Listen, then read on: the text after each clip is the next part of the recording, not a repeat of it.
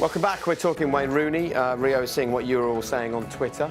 Thankfully, you're being nice about him. And it's time to talk about Wayne because we've got two guys here who, of course, played with him at World Cups at the very highest level, so we can get a really good understanding of what he was like as a player. But first, as this show is all about you, here are your thoughts after Wayne Rooney announced his retirement. It's just a shame that he hasn't had a proper send-off as the nation's all-time scorer to bow out like this. It's a bit of a shame. I still got a lot of love for the player. He's one of the best of his generation and criminally underrated, I think. My favourite memory of him in an England shirt has to be the 2004 Euros, particularly the Thunderbolt against Croatia springs to mind. And at that point, Wayne Rooney was an absolute force of nature. Dropped his shoulders, smashed one in from 20 yards, and everyone realised what we've got on our hands. Went on to break all the goal-scoring records, and as they say, the rest is history. My fondest memory was certainly seeing his record-breaking goal when he scored that penalty at Wembley to get his 50th goal in an England shirt. Back in 2008, went to the pub with a lovely young lady to watch England versus Kazakhstan. We won 5-1. Rooney scored 2 goals. It was a brilliant game, and that night ended up being the first time I kissed this lovely lady who's now my wife. So maybe Wayne Rooney has a little bit of a part to play in my relationship there as well. I love that. And this is how Twitter reacted. The 3 different emojis tell us what people's reactions were like. And the biggest bit there with the 2 hands together, that's the highest amount, 60%. That means that people on Twitter were reacting with thanks or gratitude. But you can see there, look, the big smiley face is actually people that were happy he's retired. That's about 20% of people. So this is the guy that scored more competitive goals for England, competitive goals, because everyone comes at you saying, oh, he only scored in friendlies. More competitive goals than anyone else.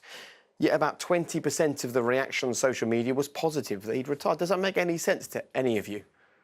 I think that's typical of our country. I think if you look at the Tottis, the Maldinis, the Raúls, who were fantastic players for their countries, when they were coming up towards retirement or getting to the latter part of their career, they were looked at as crown jewels. In our country, we look at people, your surplus to requirements, get out as soon as possible. I can't wait to see the back of you. And I think this boy, when he retires from football in general, he will start to be appreciated the way he should be, because he's created many a moment in not only an England shirt, but in Manchester United and Everton shirts.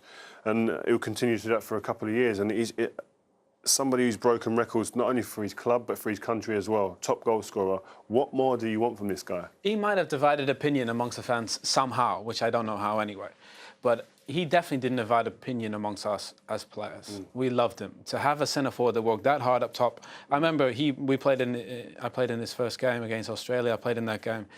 Wayne was the same player when he was 17 that in terms of his personality, he didn't care, did he, Rio? Came in the dressing room. I remember he scored a goal in training, England training. Do you remember it, Rio? Yeah, it's funny, man. I think it was the first camp that he was in, and it was the most ridiculous goal.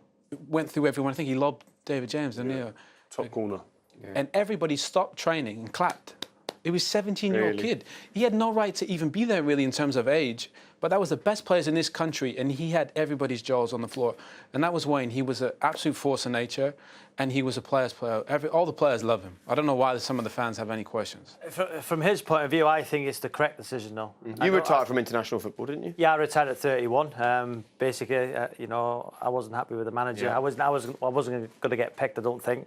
But his decision that he's taken upon himself to retire, and I think it's right, because international football, although when you play it and when you're in the team and you're captain, it's great. But if you're going to be a bit part player, squad player, I'm not sure he'd even be first sub. If he was in the squad, would he be on the bench? I'm not so sure. Can he make an impact? I'm not so sure. So that time now spent with his family, because when you go away with your country, and this might sound stupid, but at times it can be lonely and it can be dull and it can be boring because you are away. I know people say, well, they're professional footballers, it's great, go and play for your country. It is when you're playing.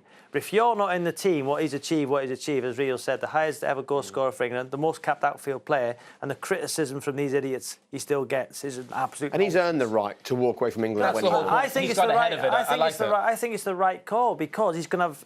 Now he can focus on his Everton career. He started the season brilliantly. I think it's the right thing. It's like a boxer. they go on too long. There's always one fight too many. He's not doing that in an England shirt. He's got where he wanted to get in terms of scoring the goals. Top goal scorer of all time. He earned that right to retire on his terms. Not many players get to do it. I didn't get to retire on my own terms. It leaves a bitter taste in your mouth. He's been able to do that.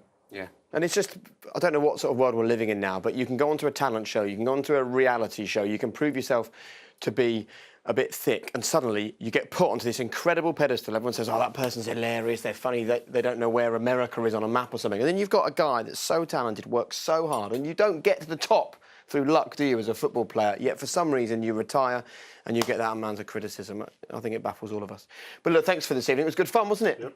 Good. Enjoy it? Yep. Yeah. Wonderful. Thank you for joining us as well. Joining the debate in 2 weeks' time as well. PL tonight. And we'll see you for Stoke against Man United. He's thrown his pen away. He's had enough. Who's winning, Mayweather? Good night. Oh, yeah, good point, Greg.